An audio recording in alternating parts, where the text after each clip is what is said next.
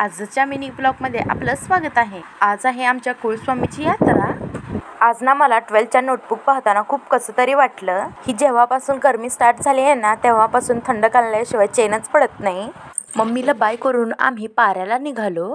जात असताना मी, दीदी आणि पप्पा होते। गोटेवाडी आणि हातनूरच्या मध्ये असलेले हे मंदिर म्हणजेच गणुरामोशाचे मंदिर, इथेच पहिला नैवेद्य आणि दर्शन घ्यावे लागते।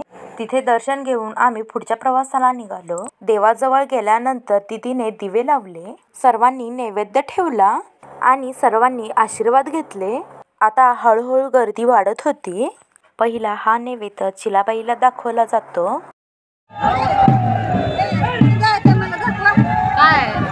नैवेद्य दिल्यानंतर आम्ही सर्वजण दर्शन घेण्यासाठी निघालो।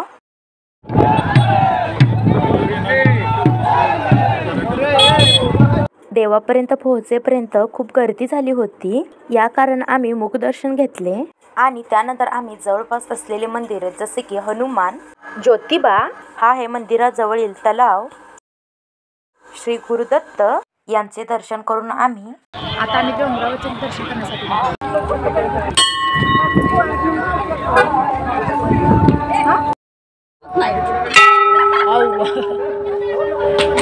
सर्वांसोबत आम्ही गप्पा गोष्टी करत, हे सर्वजण पुंतीकर आहेत।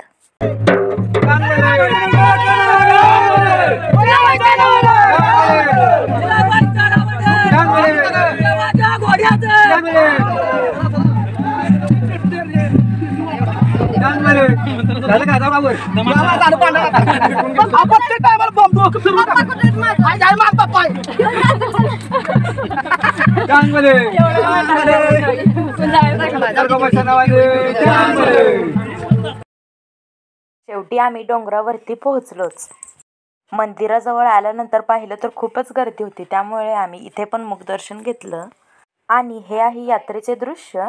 दरगोबाचे दर्शन करून आम्ही मिताबाईच्या मंदिरामध्ये आलो। दर्शन करून आम्ही पेटपूजा केली, त्यानंतर आम्ही यात्रेमध्ये शॉपिंग करण्यासाठी आलो।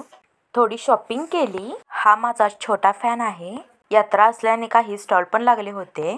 इथे आम्ही सर्वांनी रसना घेतला। हा आहे माझ्या मामांचा मुलगा। आम्ही सर्वांनी मिळून पाणीपुरी खाल्ली।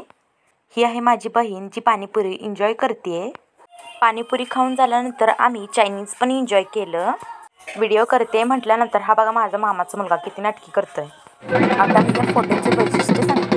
हिरव्या साडीची आहे ती चिलाबाई आहे, जी की दरगोबाची बहीण आहे। मध्ये आहे तो दरगोबा आणि त्याच्याच साईडला आहे ती मिताबाई, जी की दरगोबाची बहीण आहे। हा आहे लास्टचा नैवेद्य, जो की रेवणगावचा असतो आणि पहिला नैवेद्य हा बुंदीचा असतो। संध्याकाळी आम्ही गप्पा गोष्टी करून 12ला झोपलो। सकाळी आम्ही 4 वाजता खोबरं आणि भंडारा घेतला, जो की पालखीवर उधळला जातो। सर्वजण पालखीसाठी जमलेत। पालखी निघताना या सासनकाठ्या नाचवल्या जातात। या संपूर्ण सासनकाठ्या ह्या 19 असतात, ज्या की 19 गावामधील असतात।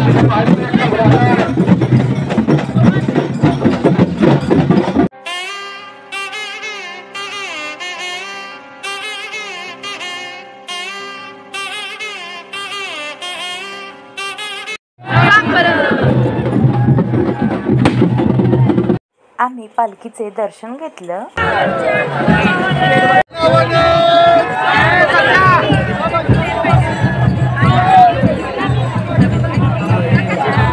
ही आहे माझी सबस्क्रायबर। पालखीला नमस्कार करून हे सर्वजण इथे बसले होते। सर्वांना बाय करून आम्ही घरी निघालो आणि पार्किंगमध्ये अडकलो। सनसेटचा आनंद घेऊन आम्ही गणुरामोशाचे दर्शन करून आम्ही घरी पोहोचलो।